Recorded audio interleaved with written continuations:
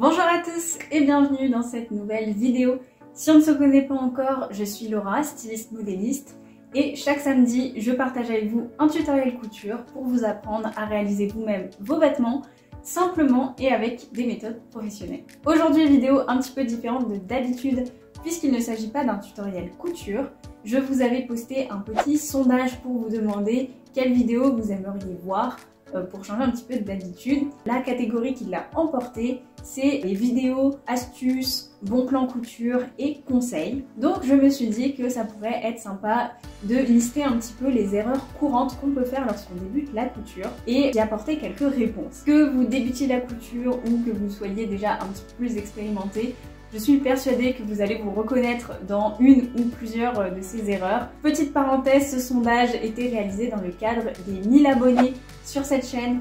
Donc vraiment, merci du fond du cœur d'être aussi nombreux à suivre les tutos. Ça me fait trop plaisir de voir que les vidéos vous plaisent et vous faites vraiment des réalisations magnifiques. Donc bravo! À la fin de cette vidéo, dites-moi en commentaire quelles sont les erreurs dans lesquelles vous vous êtes le plus retrouvés et donnez-moi votre petit score sur 10. Alors vous inquiétez pas, hein, mon score il est de 10 sur 10, j'ai fait toutes ces erreurs, donc vous pouvez pas faire pire, alors soyez honnêtes et dites-moi tout ça en commentaire. Je vous propose de commencer avec la première erreur. Première erreur qu'il est très facile de faire quand on débute, c'est acheter trop de matériel. Alors voilà, je sais, quand on débute la couture, on est un peu tout feu tout flamme, on a envie d'acheter plein de trucs, en plus les merceries sont très fortes pour ça. Souvent c'est super bien arrangé, il y a des beaux tissus partout, plein de couleurs, d'accessoires, de folie. Donc c'est très facile de se laisser embarquer et d'acheter tout un tas de trucs dont en fait on n'a absolument pas besoin. Pour moi l'exemple le plus parlant c'est celui des bobines de fil. Ça on voit souvent dans les magasins toutes ces bobines de toutes les couleurs alignées. Et chaque fois qu'on va acheter un tissu, on va se dire oh, il faut que je trouve la teinte exacte qui va aller avec. Alors qu'en fait, pas du tout. Ça fait 10 ans que je fais de la couture et j'utilise 4 bobines de fil de couleurs différentes. Donc j'ai du blanc, du beige, du bleu marine et du noir. C'est tout. Et franchement, avec ces 4 couleurs-là, j'arrive à tout coudre.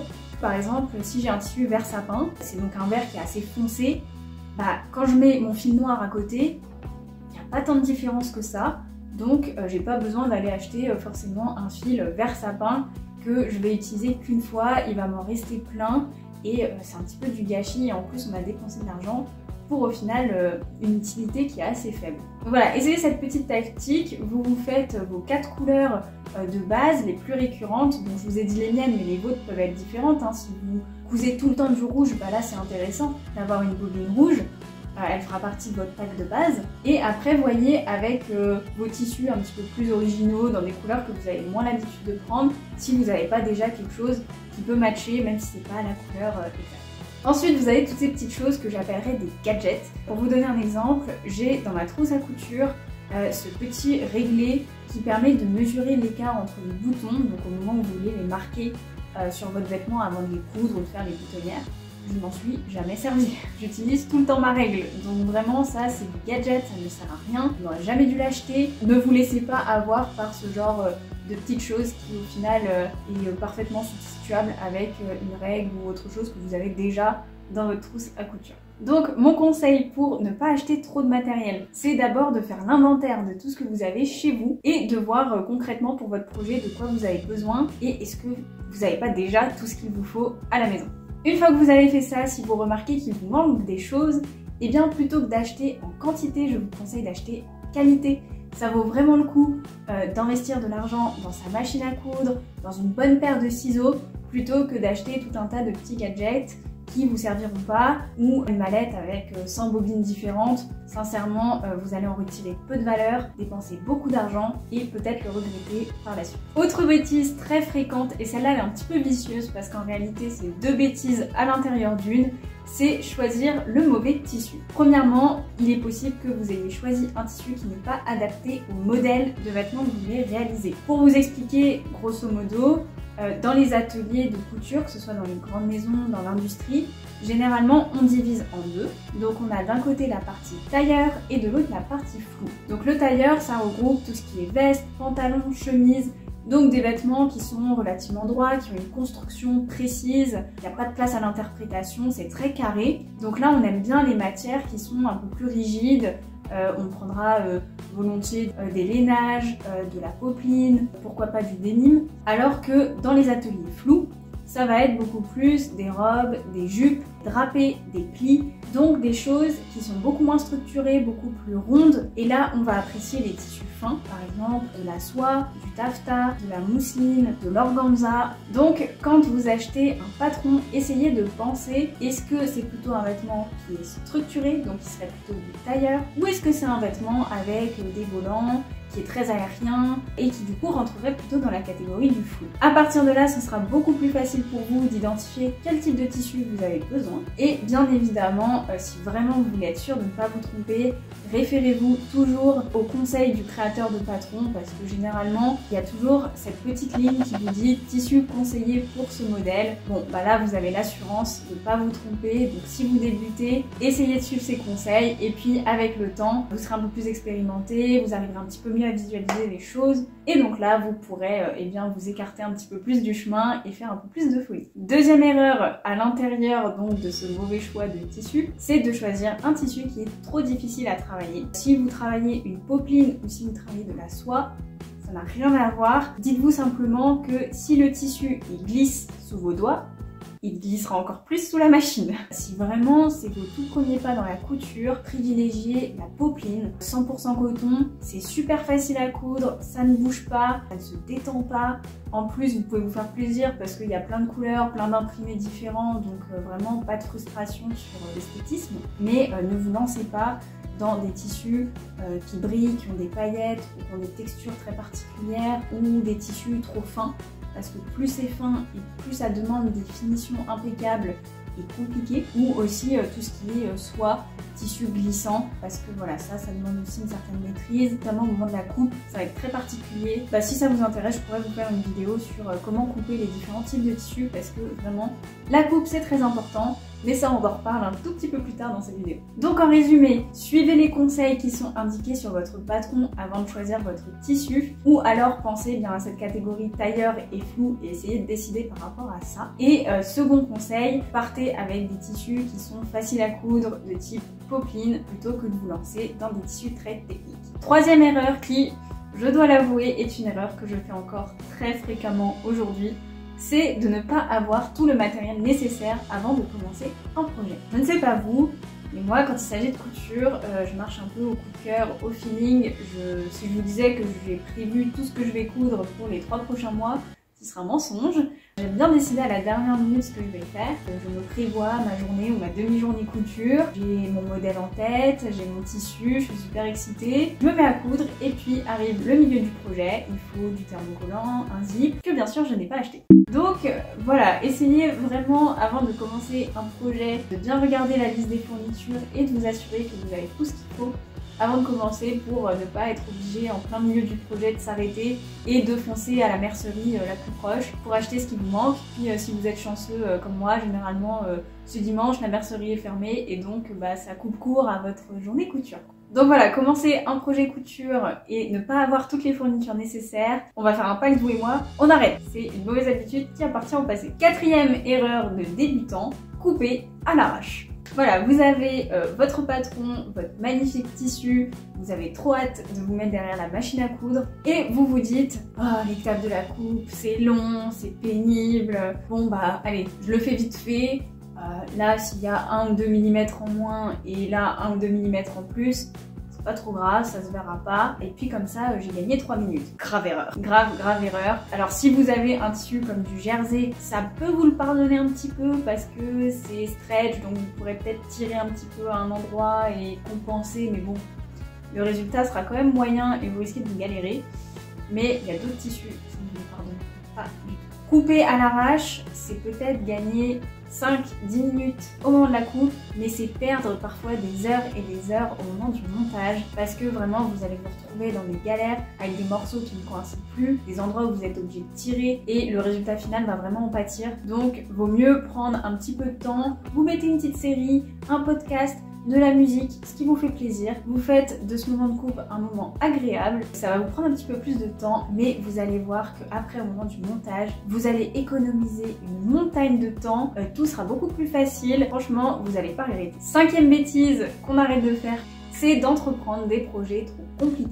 Alors voilà, je me souviens, il y a plusieurs années, je regardais une série et là je vois l'actrice principale arriver avec une robe blanche magnifique, tout en dentelle, enfin vraiment incroyable. Je vais voir ma prof de couture de l'époque, je lui dis voilà, je veux faire cette robe là et en fait c'était super compliqué déjà de trouver un modèle similaire. J'avais acheté la dentelle, hein, vraiment dentelle magnifique, de superbe qualité, que j'avais payé assez cher et résultat, je n'ai jamais fini la robe. Voilà, parce que c'était compliqué, la robe était entièrement doublée, moi j'avais pas encore énormément d'expérience au niveau de la couture. En plus les finitions étaient toutes avec des petits biais et c'était un travail monstre. Et voilà, je suis jamais arrivée au bout. Donc gâchis de temps, d'énergie, de tissu, déception. Il vaut mieux voir les choses en plus petit, faire des choses réalisables qui vont vous motiver à continuer parce que voilà, vous avez réussi, donc vous dites ok, maintenant je peux passer à l'étape un peu plus compliquée et ensuite y aller graduellement et comme ça vous vous découragez pas, c'est que de la motivation,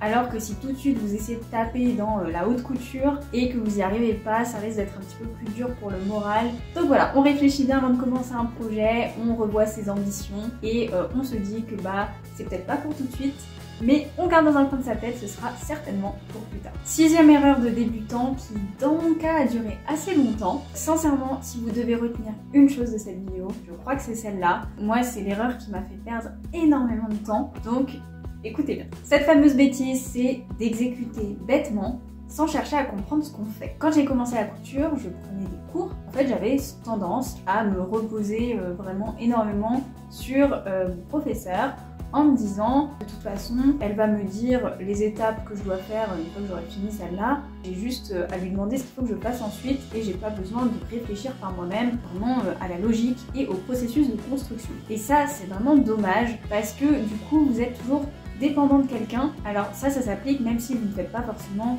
de cours de couture particuliers ou en groupe. Ça s'applique aussi si vous suivez une gamme de montage dans un magazine, un patron indépendant, un livre ou autre. On va avoir tendance à lire les instructions et à se dire eh bien de toute façon je fais cette étape et puis après je verrai la suivante. Alors que ce que je vous conseille vraiment de faire, c'est de lire d'abord toutes les instructions et d'essayer de vous représenter mentalement les étapes et de comprendre en fait comment est construit le vêtement, quelle est la logique derrière ces étapes de construction. Pourquoi est-ce qu'on fait ça en premier et pas ça? C'est vraiment quelque chose qui au bout d'un moment va déclencher des clics dans votre tête et vous allez vous dire ah mais je comprends l'ordre, c'est un peu toujours le même. Finalement bah maintenant j'ai presque plus besoin de la gamme de montage parce que j'ai intégré la logique. Et là c'est intéressant et là vous allez vraiment progresser. Donc ça c'est vraiment un conseil qui me tient très à cœur. Parce qu'à partir du moment où j'ai commencé à essayer de comprendre ce que je faisais, quelle était la logique derrière, j'ai vraiment vu une énorme amélioration et c'est là que j'ai commencé à m'émanciper petit à petit d'un professeur ou des instructions dans les livres. En plus de tout ça, quand on fait quelque chose à l'instant T et qu'on n'arrive pas à comprendre à quoi ça va nous servir plus tard, eh bien on a tendance à faire plus d'erreurs, à se dire bon bah là ça c'est pas trop grave, j'y apporte pas trop d'importance, ce point technique là, bon, je sais pas trop à quoi ça sert, je le fais vite fait, et puis on avance et là on se rend compte concrètement de ce à quoi ça nous sert et on se dit mais mince si j'avais su, je l'aurais fait différemment. Donc voilà, maintenant vous avez l'opportunité de prévoir les choses un peu plus à l'avance et vous allez voir que vos projets couture vont drastiquement s'améliorer maintenant que vous savez anticiper. 7e chose à ne pas faire quand on débute en couture, c'est s'acharner sur un projet. Je me souviens d'un projet, c'était un petit top d'été, donc bustier, et en fait toute la bande de la poitrine était en smock. Donc vous savez, c'est ces petits fils élastiques qu'on passe, et quand on tire dessus, ça fronce le tissu, et ça crée un joli effet tout plissé. Donc je m'étais lancée là-dedans, et c'était juste l'enfer, parce que chaque fois que je passais mes fils en élastique, les élastiques claquaient. Ça m'a pris des heures et des heures pour faire un petit haut d'été qui aurait pu nous prendre 5 minutes. Mais voilà, parce que je m'étais lancée dans le projet, je me disais, j'ai commencé donc je vais aller jusqu'au bout, peu importe si je me galère, si j'en peux plus, si j'ai envie de pleurer tellement j'en ai marre de faire ça, et bien je vais continuer quand même. Et en fait, bah, c'est débile. La chose que j'ai fait, c'est me dégoûter des smocks. Depuis, je n'en ai jamais refait. J'ai une peur bleue de ce truc, alors que je sais que finalement c'est pas si compliqué, mais je veux plus en faire. Le traumatisme est réel. Et en plus de ça, bah du coup j'ai pas du tout pris de plaisir à réaliser ce vêtement. Qui dit pas de plaisir à le réaliser, souvent forcément dit pas de plaisir à le porter après. Donc vraiment faux sur toute la ligne. Si je peux vous conseiller un truc, quand vous vous lancez dans un projet qui ne se passe pas comme prévu, parce que ça arrive, hein, ça va arriver, c'est normal, ne vous acharnez pas dessus, vous le mettez de côté, vous faites autre chose, un nouveau projet couture, un truc facile qui va vous redonner confiance, vous remonter le moral, et puis vous revenez un peu plus tard à tête reposée sur le projet qui vous a posé problème. Vous allez voir que d'un coup, tout se sera éclairé, vous aurez fait une pause, vous serez plus frustré, vous serez prêt à reprendre les choses bien comme il faut et vous allez être capable de le terminer sereinement. 8e erreur typique quand on débute en couture, ne pas repasser. Alors si vous êtes nouveau en couture, vous pensez sans doute que vous allez passer 99% de votre temps derrière la machine à coudre. Eh bien détrompez-vous, en réalité la couture je dirais que c'est 50% de préparation, 30% de repassage et 20% de machine à coudre. Donc voilà, je suis désolée si je vous déçois en vous annonçant ça. Vous allez voir que le repassage tient une place centrale dans la couture. Si vous repassez bien tout au long de votre projet, si vous ouvrez vos coutures au fer, le résultat va être complètement différent que si vous ne repassez jamais ou si vous décidez de repasser le vêtement final. Non, ça marche pas.